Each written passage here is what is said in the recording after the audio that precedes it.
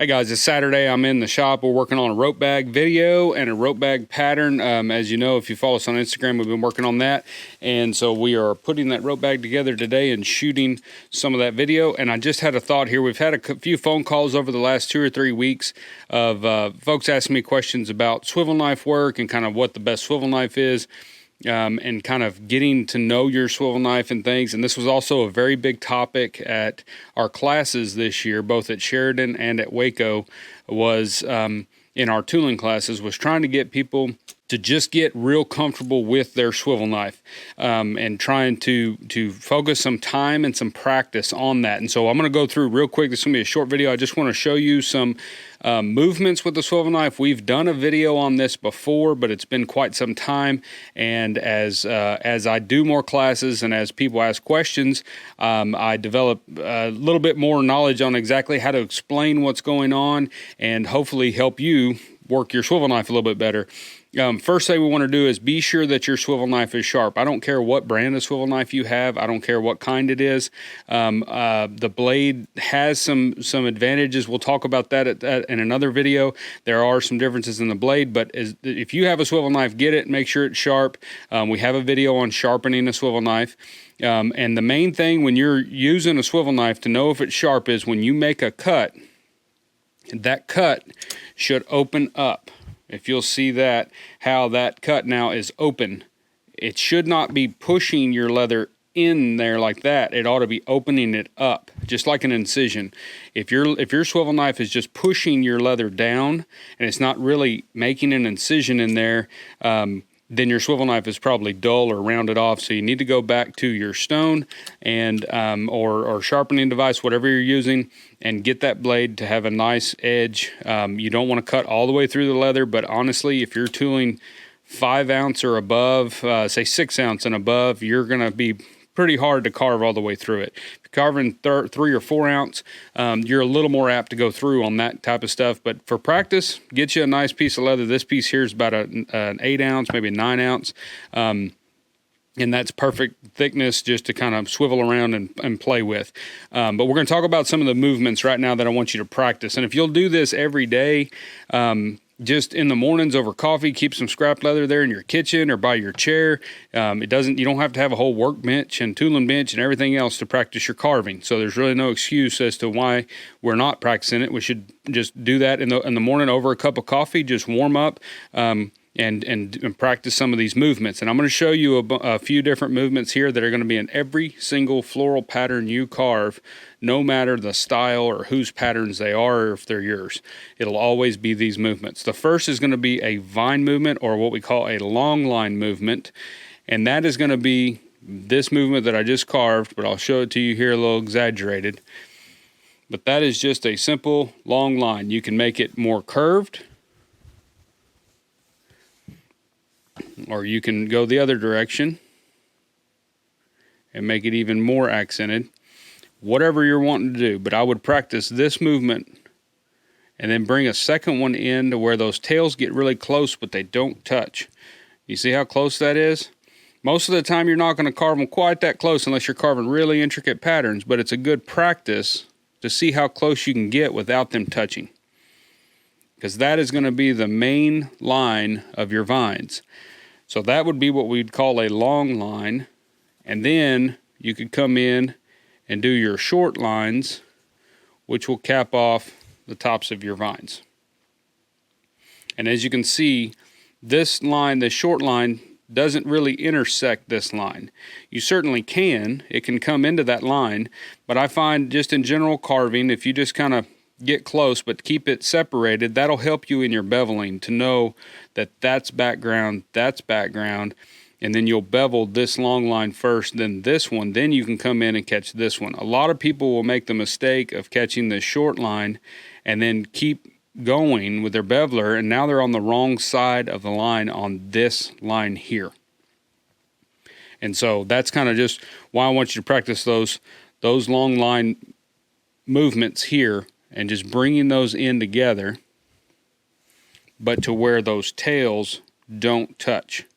Okay, and you need to be able to do it both directions, because you're not always going to be going the same direction, obviously, on patterns. So we need to go both directions. And you're going to be better one way or the other depending on left hand, right brain, left brain things. But work on that. And when you're carving that line, most people carve too shallow.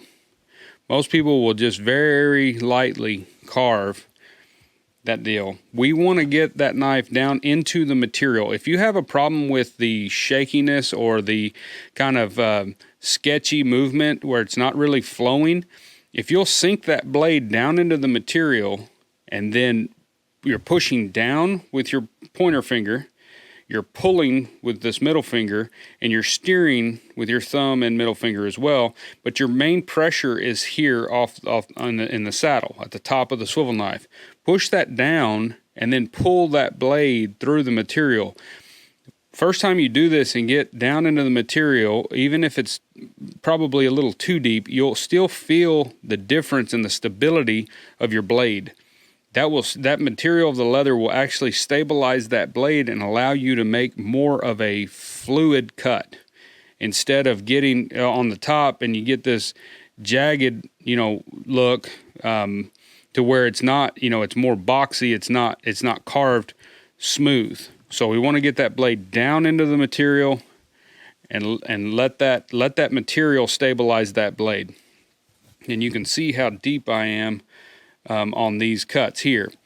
Another thing is when you get down to the end, do not cut the tail of this movement like this. As you can see, I've got a diamond cut at the very end. That is not what we want when we're carving these tails. As you can see here, these are nice and feathery. They kind of float out to nothing. That is not achieved by getting in the material and then coming here and pulling the knife out. Because as I pull the knife out, I stop short and I don't get quite the diamond effect as I did in this one, but I have a very short stubby feather at the end of that tail. What we want to do, what you're doing when you make those nice flowy, really faded out main lines, is all you're doing is letting off pressure here. You're not moving your hand up out of the material. You're still on the material. You're just releasing the pressure, the amount of pressure that you're pushing down on with your forefinger in that saddle of that knife. So as you carve, all I'm doing here is just letting off the pressure. I'm still in the material and I'm still moving the knife.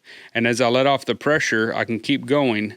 And now as you can see, that line is literally just skating across the top of the leather. Now that's very exaggerated. I would never do one like that, but that's just to show you that simply letting off of pressure off this forefinger is going to give you these nice flowy tails here. So wherever you want to stop, you'll start out deep into the leather, keep that pressure, and then just start letting that pressure off consistently, and you will get those long tapered tails without the diamond effect at the end. What this is also going to do in your beveling is it's going to be a visual reminder when you bevel that on this line, we're going to bevel this line just like we carved it. Always remember, you're going to carve like you plan on beveling. So we are going to bevel deep here and start lifting out or not hitting the beveler quite as deep and floating that out all the way down this main line. So practice that, those main lines. If you can improve these lines here, these simple cuts, if you can improve these and make them smooth and where they feather out to nothing, this will help your tooling more than anything else you do. You can use a really junky beveler. You can use a high-end beveler. It doesn't matter. If those lines are cut really good, you can make a very elegant tooling pattern. But no amount of beveling can fix incorrect lines. So we want to be sure that your lines that you're carving are correct.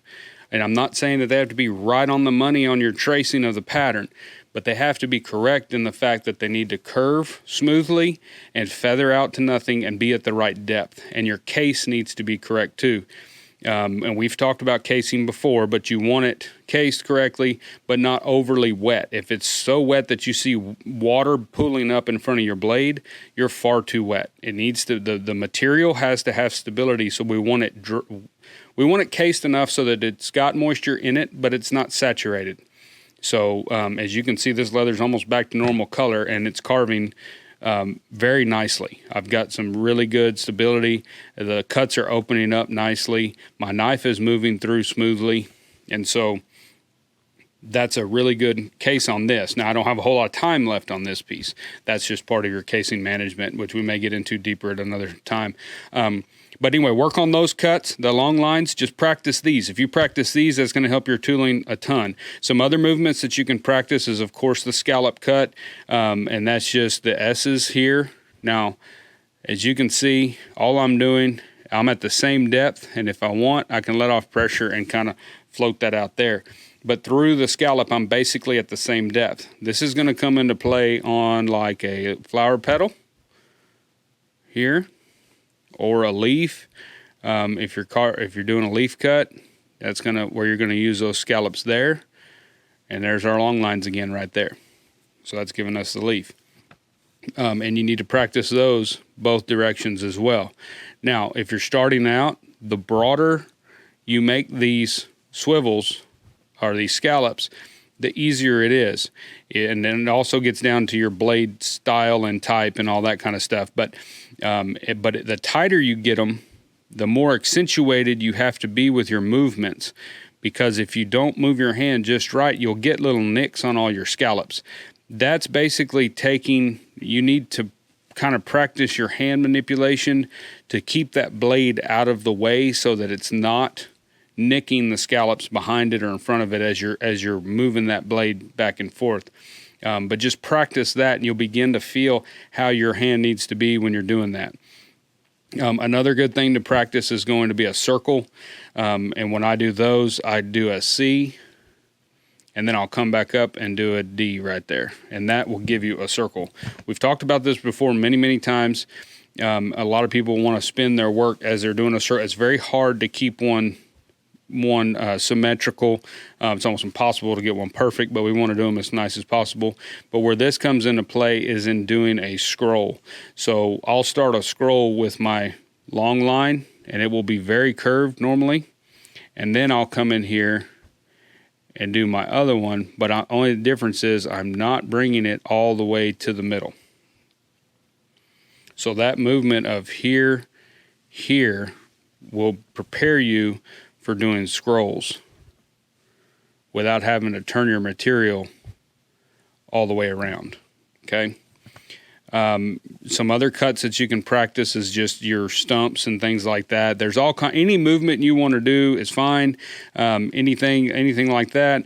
Like for a stump, we can come in here and do this, and then we can add a little short line, and then a long line, and then another one here and here, and that will give us a stump assembly there. But all of these movements, as you can see, they're all just pieces, geometric pieces that we're putting together when you're carving this stuff. But I just wanted to do this short little tip video just on a Saturday here. I just was thinking about it. I've talked to a lot of people about it over the last 2 or 3 weeks, just trying to help them with swivel knife work. I actually had a couple guys stop in the shop over the last 2 or 3 weeks separately, and I kind of showed them a few things. And I just thought, you know what, let's do an update video. We haven't talked about swivel knife work in a while. And so, but remember, push that swivel knife down into your material deep. Keep that pressure on, and as you want to stop, keep the knife moving and on the material, but just let off your pressure. And that's going to give you those long tails. And those lines right there are going to help you to accomplish carving out any pattern much better and much more fluidly and smooth. And you'll have a much better experience when you go to beveling, because your lines will be correct. Because remember, no amount of beveling can fix incorrectly carved lines. And so work on your swivel knife. We'll see y'all next week. I appreciate you guys, and I hope this helps.